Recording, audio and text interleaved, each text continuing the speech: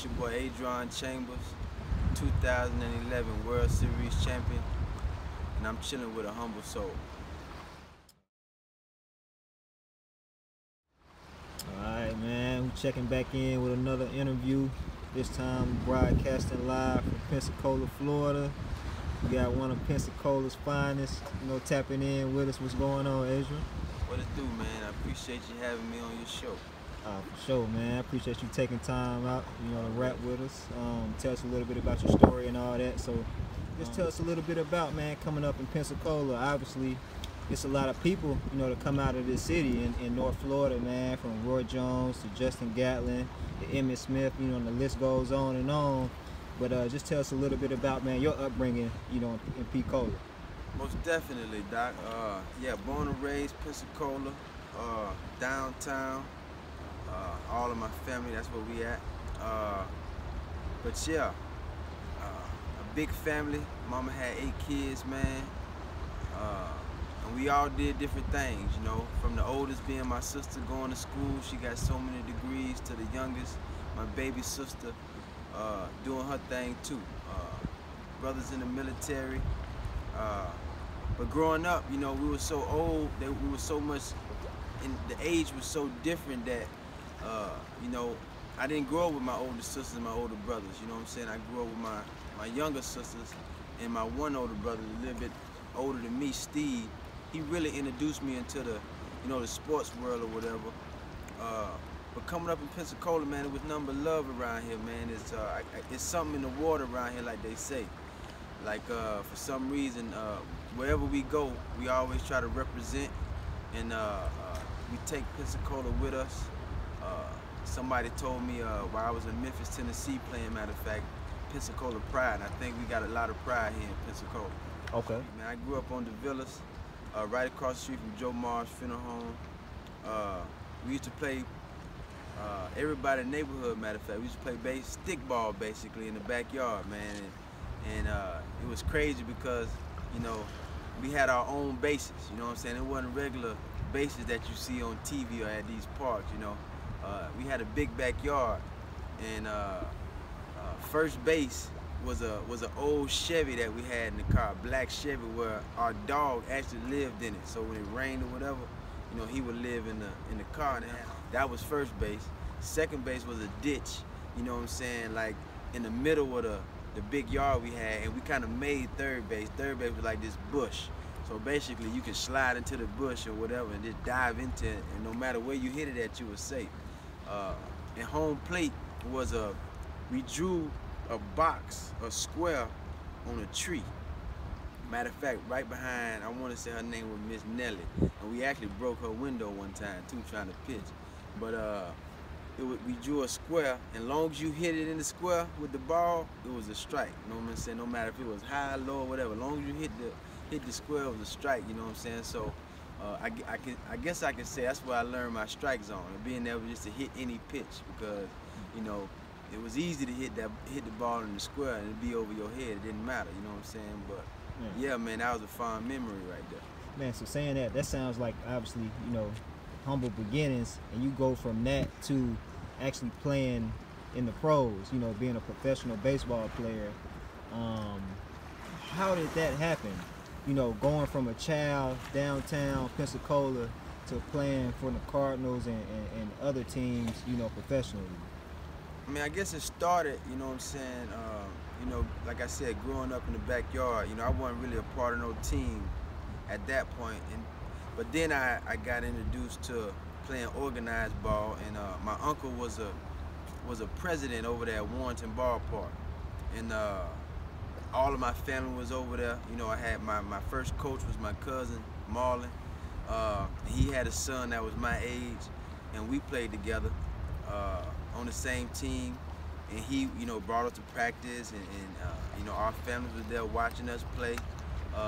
But being at Warrenton Ballpark and having my uncle there, you know what I'm saying, really, baseball during that time felt like home. It felt like it was a natural thing to do, to go to school, come home, get ready for practice. My mom take us to practice, and we spend the whole day at the field. You know what I'm saying? My mama had a couple jobs she had to go take care of. You know what I'm saying? And And at the time, you know, like I said, we had a big family. She had to take care of all of us. So, you know, we spent a lot of time at that ballpark. So, playing baseball was something that it was like first nature to me. You know what I'm saying? It was something that came natural.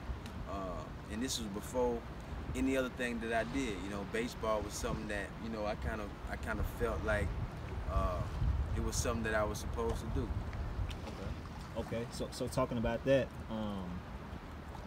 you went on to actually become a star quarterback, you know, at Pensacola High School, and then you got a scholarship for Mississippi State University.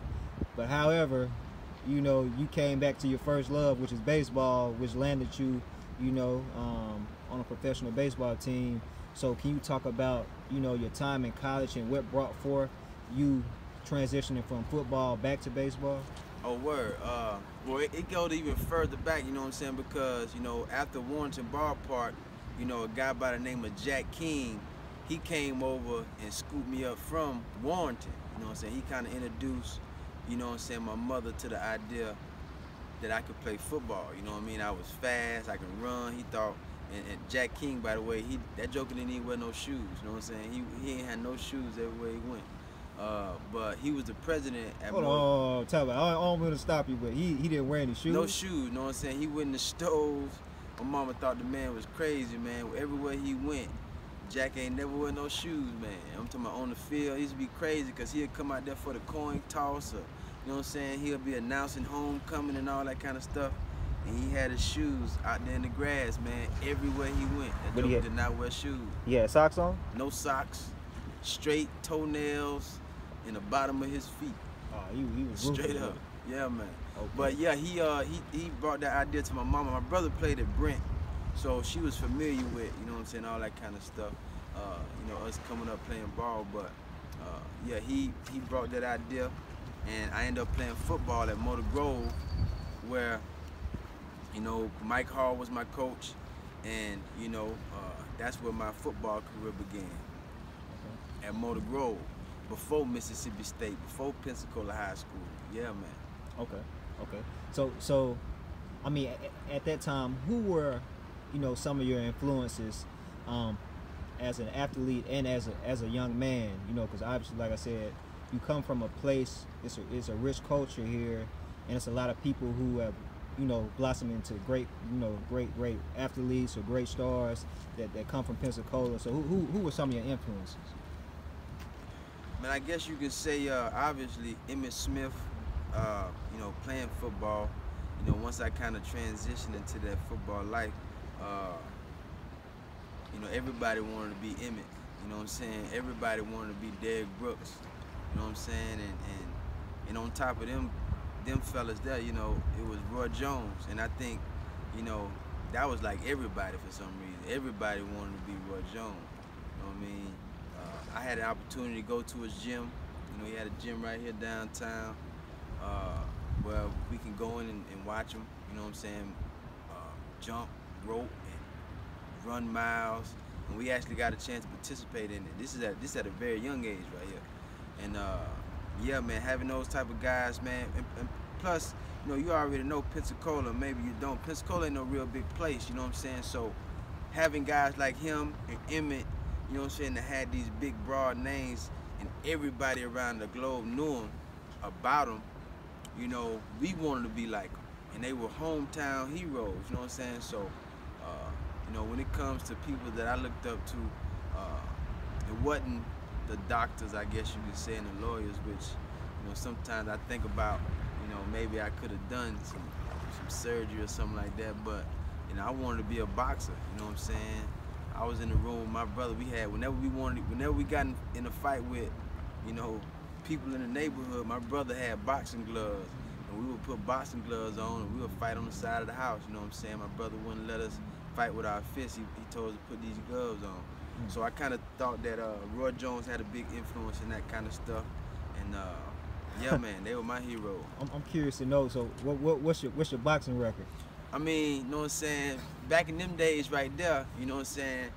Even if you got knocked down, you got back up and you kept fighting until you got tired. You know what I'm saying? So I can't really say that I didn't lose none, but they did respect this left hand. You know what I'm saying? I will say that. You know what I mean? And at the same time, like I wasn't to fight. You know, I was always trying to, you know, resolve things. But if I had to, you know what I'm saying, I put these things on you real quick. I feel you.